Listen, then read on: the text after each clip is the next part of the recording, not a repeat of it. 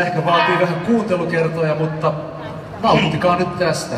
Joo, ja itse asiassa nyt on sellainen tilanne, me haluttiin soittaa tää täällä siksi, että tässä hetkessä kohta tai seuraavaksi 3,5 minuutin ajan tehdään tästä musavideo.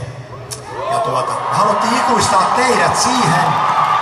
Tää jää nyt meidän historiakirjoihin tällaisenaan. Niin tiedän, että uusia biisejä kun soitellaan, niin jengi on aina vähän tälleen näin.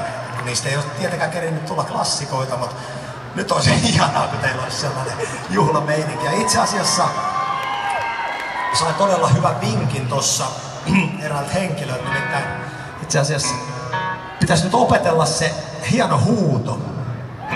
Niin, jos me vedetään pari kertaa läpi tällainen, niin teidän pitäisi nyt opetella tämmönen. Tässä biisissä tulee tällainen kohta, niin tehdään yhdessä tää sitten, kun se tulee. Tää on nimittäin todella hieno. Menee tällainen. YKK.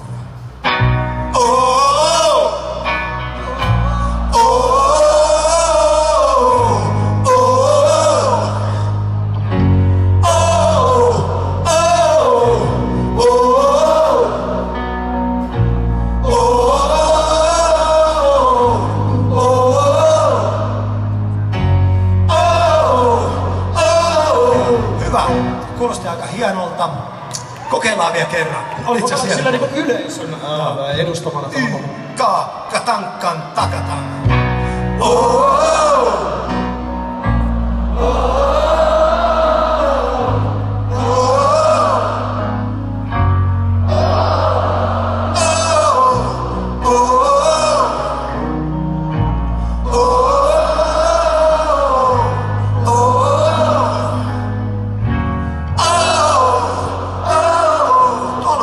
Ei ole hirveän vaikea. Mä ymmärrän, että tänään on lauantai-ilta.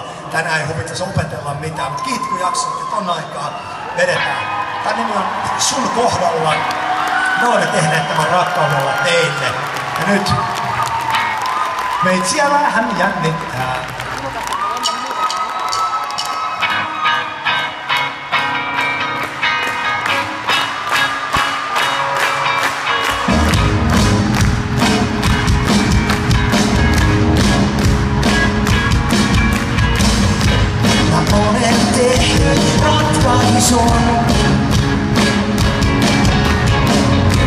Mä päätin jotain puolestaan itsestäni. Mut kuinka voisin vastustaa, kun eläimiksi tartutaan. Sun kohdalla polku harautuu ja elämän lannan solmuun kietoutuu. Sen verkkoon sotkeutuu. On sydämen lunnat innoissaan ja jokainen maksaa niitä vuorollaan. Ja minä sun kohdallaan.